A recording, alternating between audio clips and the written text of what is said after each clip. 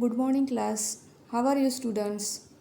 In last lecture we have learned the theorem of parallel axis, theorem of perpendicular axis and angular momentum or moment of linear momentum.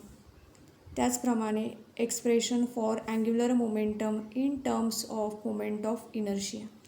Today we will learn expression for torque in terms of moment of inertia. But before to start this topic, let us revise what we have learned in last lecture. Let us first discuss on theorem of parallel axis. So, theorem of parallel axis state that the moment of inertia I0 of an object about any axis is the sum of its moment of inertia about an axis parallel to the given axis and passing through the center of mass and the product of the mass of the object and the square of the distance between the two axes. I repeat again, the theorem of parallel axis states that the moment of inertia I0 of an object about any axis is the sum of its moment of inertia about an axis parallel to the given axis and passing through the center of mass and the product of the mass of the object and the square of the distance between the two axes. So we have derived expression for this, that is IO is equals to IC plus MH square. After that we have learned the theorem of perpendicular axis. So ह्याचं देखील आपण statement बघूया. It states that the moment of inertia Iz of a laminar object about an axis Z perpendicular to its plane is the sum of its moment of inertias about two mutually perpendicular axes in its plane, all the three axes being concurrent. The theorem of perpendicular axis states that the moment of inertia Iz of a laminar object about an axis Z perpendicular to its plane is the sum of its moment of inertias about two mutually perpendicular axes in its plane, all the three axes being concurrent. ह्याच्यासाठी देखील आपण mathematical form derive केलेला होता आणि तो form आहे I Z is equals to I X plus I Y. I Z is equals to I X plus I Y. त्याच्यानंतर आपण angular momentum or moment of linear momentum हा topic बघितला. ह्याच्यामध्ये आपण असं शिकलो आहे, the angular momentum is a physical quantity analogous to linear momentum in translational motion. Angular momentum is a physical quantity analogous to linear momentum in translational motion. It is also called as the moment of linear momentum of the body. It is also called as the moment of linear momentum of the body. The angular momentum L of the particle is given by L bar is equals to R bar cross P bar. Its magnitude is given by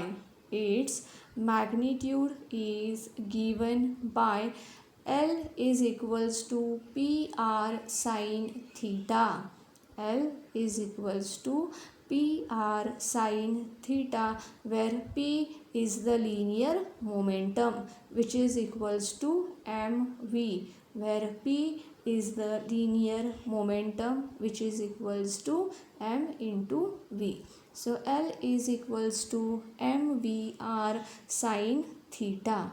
If theta is equals to 90 degree, then sine 90 is equals to 1.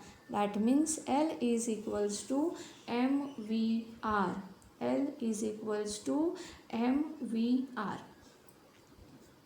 ह्याच्यानंतर आपण expression for angular momentum in terms of moment of inertia हे बघितलं होतं. अर्थात आपण angular मोमेंटमला moment of इनर्शियाच्या टर्ममध्ये कसं लिहितात त्याचं एक्सप्रेशन बघितलेलं आहे. So in this expression we have derived the angular momentum L is equals to I omega. ह्या एक्सप्रेशनमध्ये आपण अँग्युलर मोमेंटमची व्हॅल्यू आय ओमेगा अशी फाइंड आउट केलेली आहे. Now this angular momentum L equals to I omega is analogous to the expression P equals to mv. The angular momentum L is equals to I omega is analogous to the expression P is equals to mv.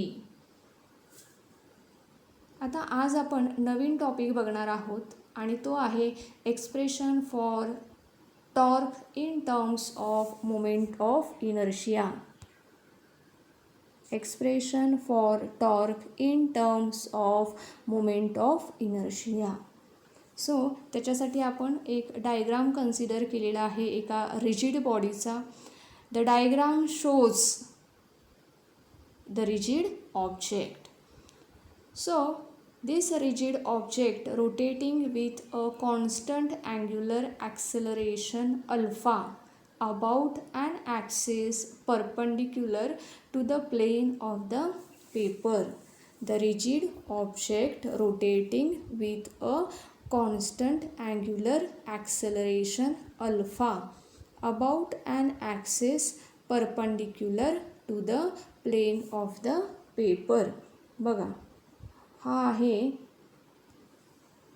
Angular acceleration alpha.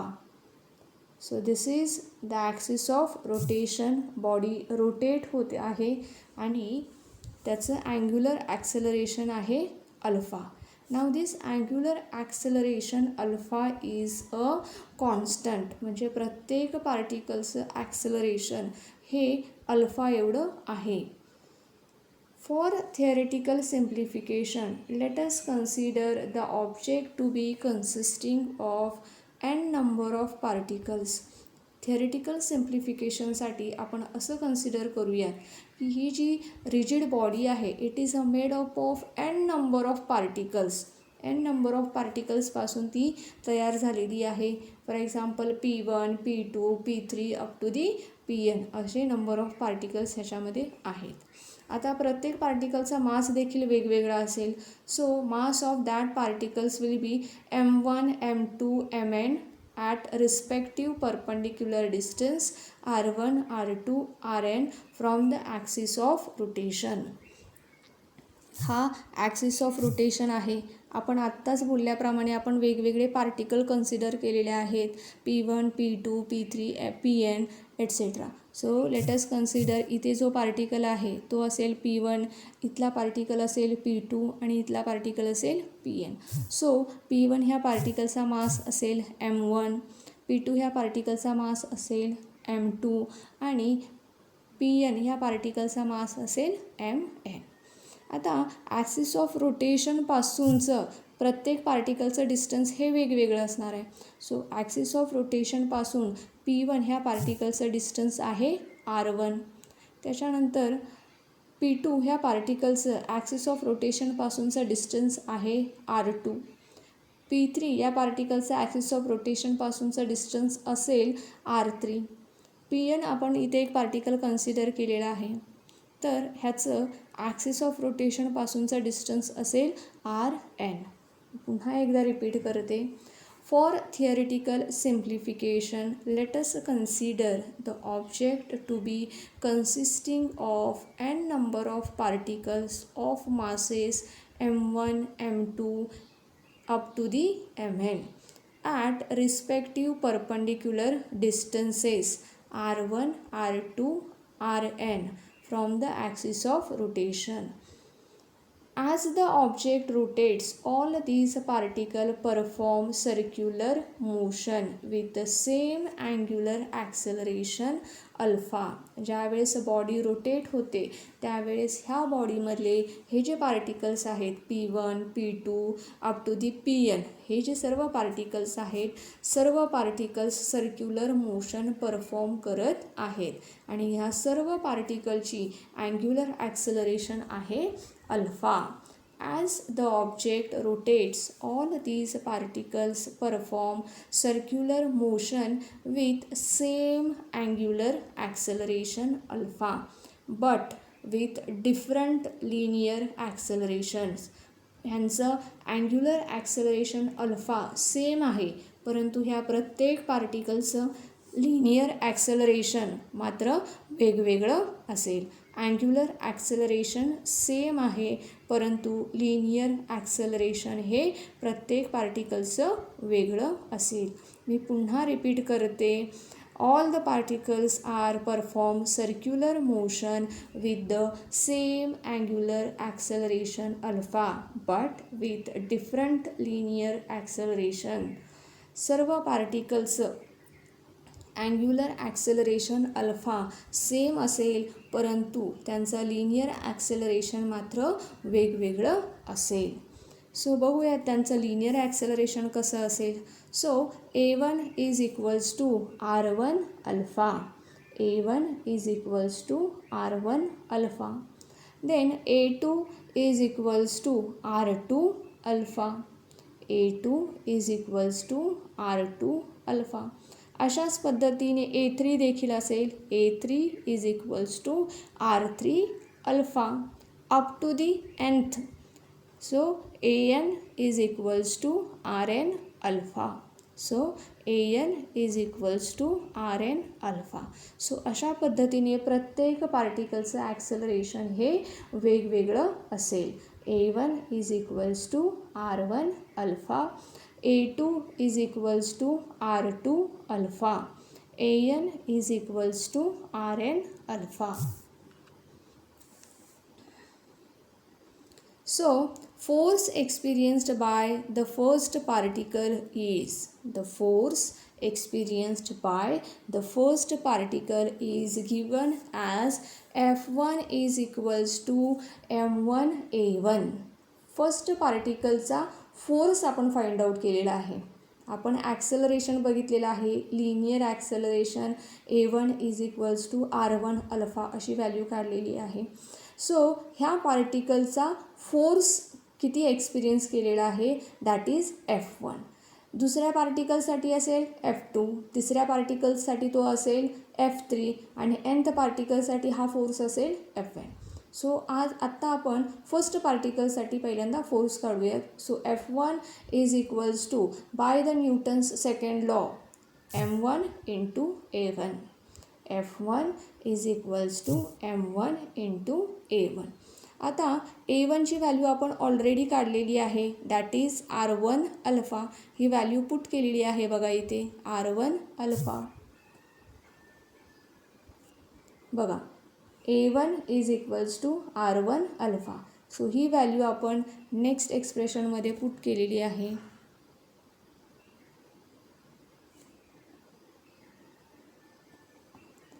A1 is equals to R1 alpha. So आपल्याला फोर्सची value मिळालेली आहे F1 is equals to M1 R1 alpha. So अशा पद्धतीने आपण F2 देखील लिहू शकतो. कसा लिहिता येईल आपल्याला F2? F2 is equals to काय मिळेल आपल्याला M2 A2. Now M2 as it is राहील. A2ची व्हॅल्यू होईल R2 alpha. So F2 is equals to M2 R2 alpha. अशाच पद्धतीने आपल्याला F3 देखील मिळेल. तो असेल M3 R3 अल्फा. आणि अशाच पद्धतीने आपल्याला एफ एन देखील काढता येईल. So F N is equals to M N R N alpha, M N R N alpha. So अशा पद्धतीने आपण फोर्सची व्हॅल्यू काढू शकतो. As these forces are tangential, their respective perpendicular distances from the axis are r1, r2 up to the rn.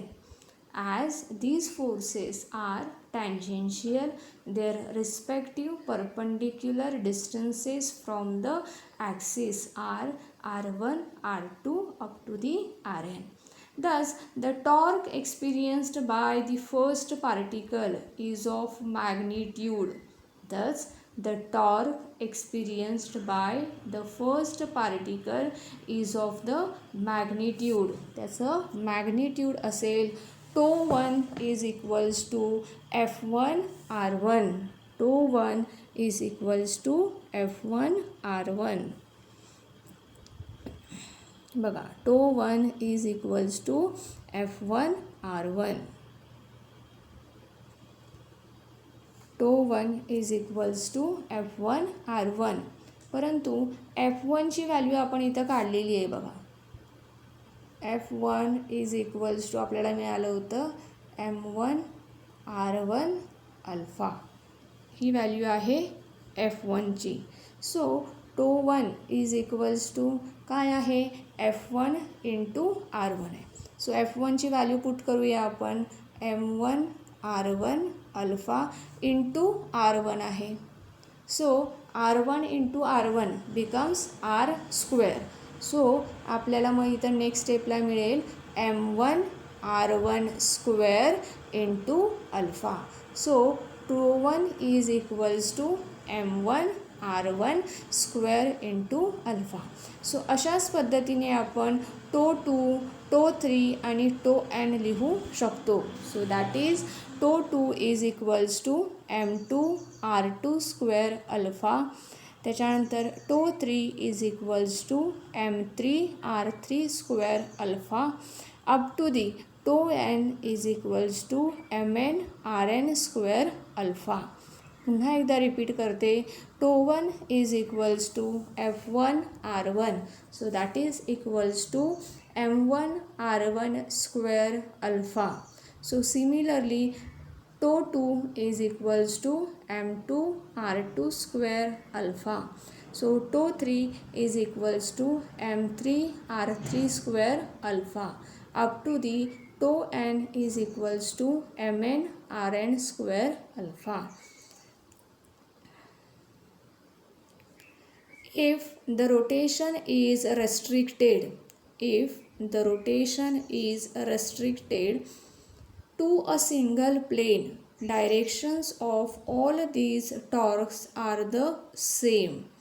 If rotation is restricted to a single plane, जर का rotation हे आपण फक्त एका सिंगल प्लेनमध्येच ठेवलं तर directions of all these torques are same. तर ह्या सर्व टॉर्कची डायरेक्शन ही सेम असेल ज्या वेळेस बॉडीचं रोटेशन हे फक्त सिंगल प्लेनमध्ये असतं अशा वेळेस. So the magnitude of the resultant torque is given by. So अशा कंडिशनमध्ये ज्यावेळेस सर्व टॉर्कची डायरेक्शन ही सेम आहे, सर्व टॉर्कची डायरेक्शन ही सेम आहे अशा कंडिशनमध्ये magnitude of the resultant torque, त्यावेळेस रिझल्टंट टॉर्क हा सर्व टॉर्कच्या ॲडिशन एवढा असेल. So torque tau is equals to tau 1 plus tau 2 plus tau 3 up to the tau n. Tau is equals to tau 1 plus tau 2 plus up to the tau n. So सर्व टॉर्कचं आपल्याला addition करावं लागेल. आता आपण आत्ताच टॉर्कची value find out केलेली आहे. tau 1, tau 2 आणि tau 3, tau n ह्यांच्या सर्व व्हॅल्यू आपण फाइंड आउट केलेल्या आहेत. So put that values in the expression. मग एक्सप्रेशनमध्ये व्हॅल्यू पुट केल्यानंतर आपल्याला काय मिळेल तर M1 R1 square alpha plus m2r2 square alpha plus dash dash dash mn rn square alpha. आता अल्फा ह्या सर्वांमध्ये कॉमन आहे, सो आपण अल्फाला बघा इथे असं कॉमन कंसाच्या बाहेर काढलेलं आहे. So in bracket we get m1r1 square plus m2r2 square plus dash dash dash plus mn rn square into alpha.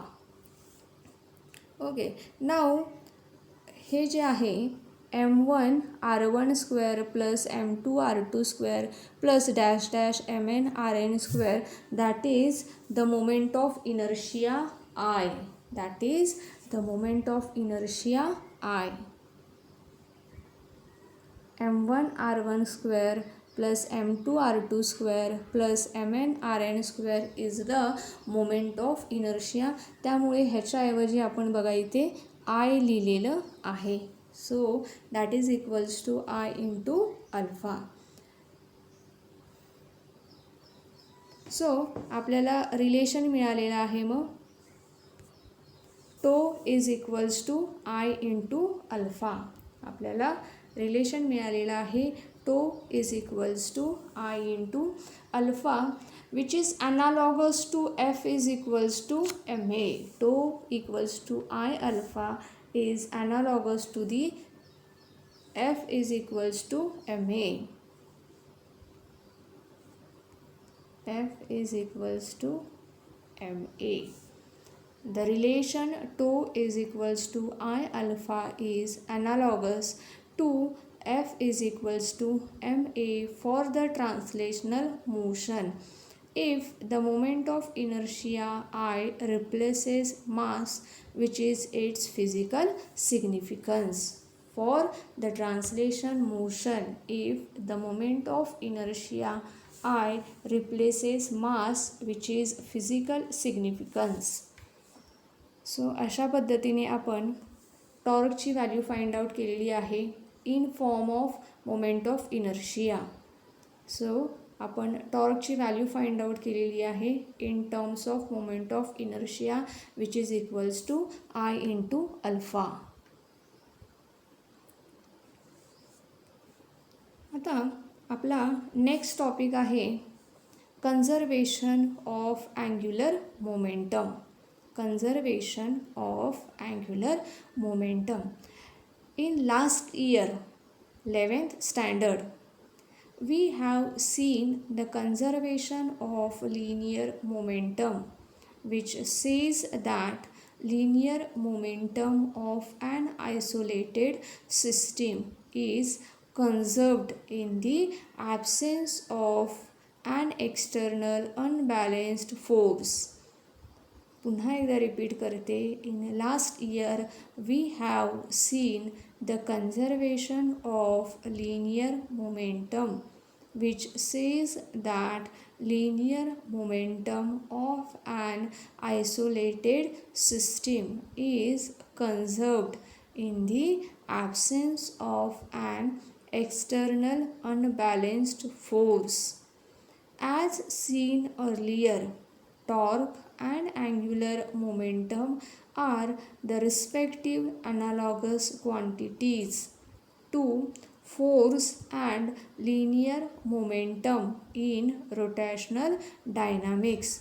As seen earlier, torque and angular momentum are the respective analogous quantities to force and linear momentum in rotational dynamics.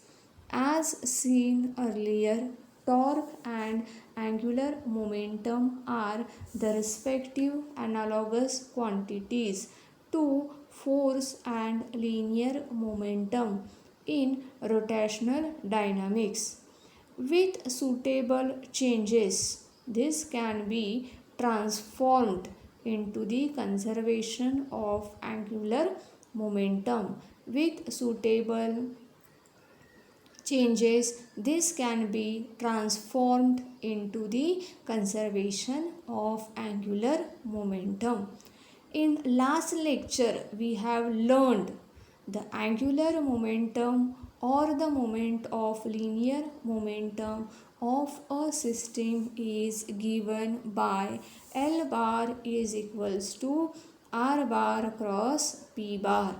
In last lecture, we have discussed the angular momentum or the moment of linear momentum of a system is given by L bar is equals to R bar cross P bar, where R bar is the position vector from the axis of rotation, where R bar is the position vector from the axis of rotation, and P bar is linear momentum, and P bar is linear momentum. So let us differentiate with respect to time. So let us differentiate this with respect to time. So we get dl bar upon dt is equals to d upon dt into r bar cross p bar. dl bar upon dt is equals to d upon dt into r bar cross p bar. So आता R bar cross P bar ह्याला आपल्याला differentiate करायचं आहे. So पहिल्यांदा आपण P बारचं derivatives find out करणार आहोत. त्याच्यानंतर आपण आर बारचं डेरिव्हेटिव्स फाइंड आउट करणार आहोत. सो अशा पद्धतीने आपण 1/1 ह्या दोनही टर्म्सचं आपण डेरिव्हेटिव्स फाइंड आउट करणार आहोत. सो सुरुवातीला पी बारचे डेरिव्हेटिव्स फाइंड आउट करणार आहोत, म्हणून आर बारला आपण पुढे घेतलेला आहे. So R bar into R bar cross D P bar upon D T, R bar cross D P bar upon D T plus आता आपण आरचे डेरिव्हेटिव्स फाइंड आउट करणार आहोत. So D R bar upon D T, D R bar upon D T into P bar, D R bar upon D T into P bar. So अशा पद्धतीने आपण side by side दोनही terms डेरिव्हेटिव्स find out करत आहोत. सुरुवातीला आपण linear momentum याचाच अर्थ पी बारचं डेरिव्हेटिव्स फाइंड आउट करत आहोत. त्याच्यानंतर आर बारचं डेरिव्हेटिव्स आपण फाइंड आउट करत आहोत. Now D R bar upon D T, आता हा जो आर आहे it is distance. R is a distance and we know that the rate of change of distance with respect to time is nothing but velocity. The rate of change of distance with respect to time is nothing but velocity. So dr bar upon dt is equals to v bar. dr bar upon dt is equals to v bar. And the rate of change of linear momentum dp bar upon dt, the rate of change of linear momentum dp bar upon dt is equals to f bar. dp bar upon dt is equals to f bar.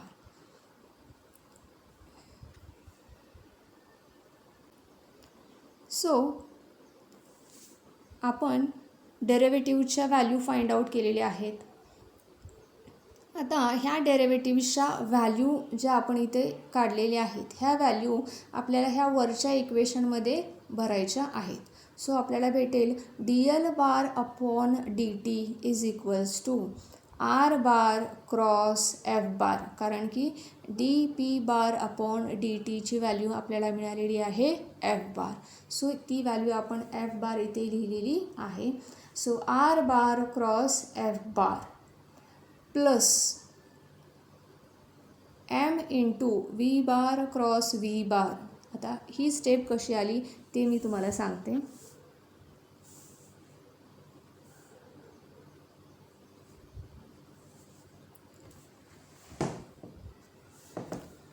बघा, D R bar upon D T cross P bar. आता already इथं आपण बघितले dr bar upon dt is equals to आहे v bar. So मी इथं हे लिहिते, v बार लिहिते इंटू काय आहे p बार आहे. सो p म्हणजे linear momentum. So instead of writing p bar आपण लिहूयात त्याचा vector form, that is m into v bar.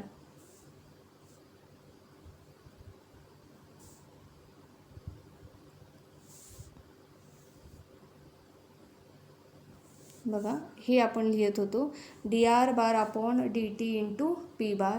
So ह्याची व्हॅल्यू आपल्याला मिळालेली बघा, dr bar upon dt equals to v bar. So इथं व्हॅल्यू लिहिते मी v bar into p bar. p बारची व्हॅल्यू आपल्याला बघायची आहे, लिनियर मोमेंटम आहे. So instead of writing p बार मी इथं लिहिते m इंटू v बार. ओके, नाव v बार इंटू v बार आपण घेतलेला आहे आणि हा जो m आहे ह्या mला आपण बाहेर घेतलेला आहे. आपण ह्या mला बाहेर घेतलं आहे आणि v बार इंटू v बार असं केलेलं आहे. आता इथे जरी m जरी नसला तरी काही फरक नाही पडत आहे, मल्टिप्लिकेशनमध्येच आहे.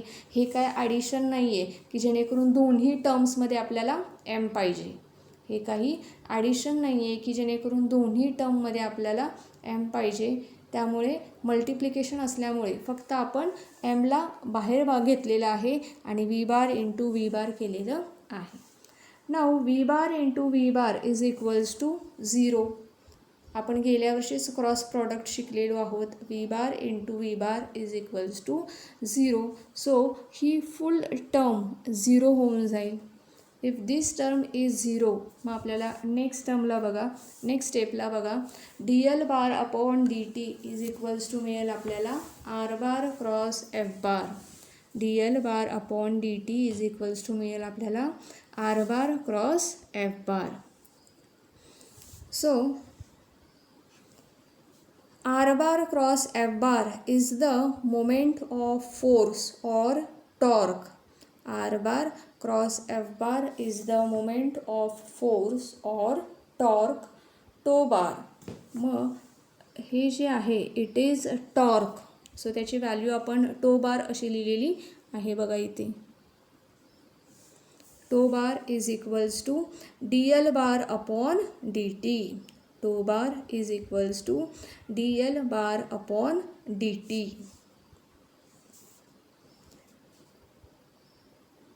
So thus if tau bar is equals to 0 and dl bar upon dt is equals to 0, then L bar is also constant.